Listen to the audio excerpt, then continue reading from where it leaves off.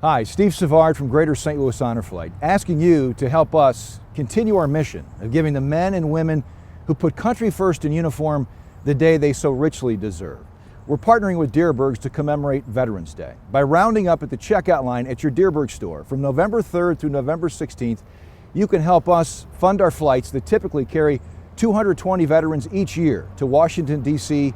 to see the memorials built in their honor. And although the COVID pandemic has forced us to temporarily suspend our flights, we will get back to our flight schedule as soon as it's deemed safe for all on board. For now, we're going to focus on telling the service stories of our local heroes.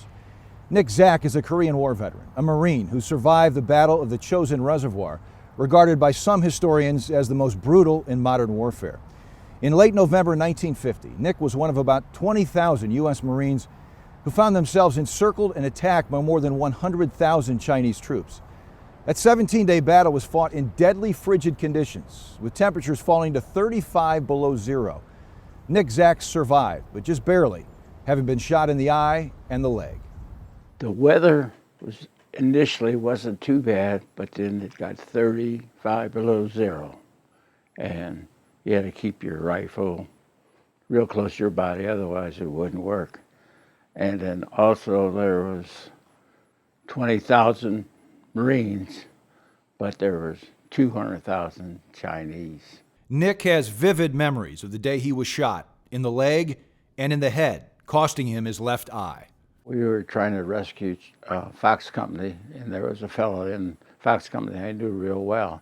So I had a personal vendetta, but as we were trying to rescue him, all of a sudden, bango, I got hit in my left leg here, knocked me on the ground, and as I was standing aside, and I was laying on the ground, and then about maybe 5 minutes later, bango, I got hit in the head, and it went right above my eye, and then at that time I was calling for a corpsman for my leg, and the corpsman came just about the time for my head, and fortunately it was 35 below zero, and fortunately that kind of kept the blood from running down, and he was able to bandage me up. He just wrapped the bandage all around my head. I didn't know whether I could see or not. I was laying there, and evidently I must have got a little restless, and I rolled back about maybe 7 yards, and I landed against two little trees. Otherwise, I'd have went down over a mountainside there. If not for some diligent fellow Marines, Nick may never have made it to a hospital. The last truck coming out of UDMD was coming down the road, and the two persons were looking back and forth for people, and all of a sudden one of the fellows saw me and he says, "I wonder if he's dead." And I decided to let him know that I was not dead.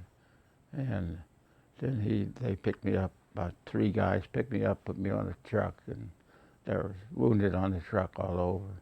But that was the last truck coming out of UDMD. Otherwise, I'd been either frozen or captured or died right there. Nick, on behalf of all of us at Greater St. Louis Honor Flight, thank you for your service. Oh, you're welcome. About 2,500 U.S. troops were killed in the battle.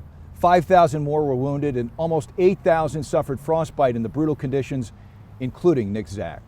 Look for more stories about local heroes in the coming weeks.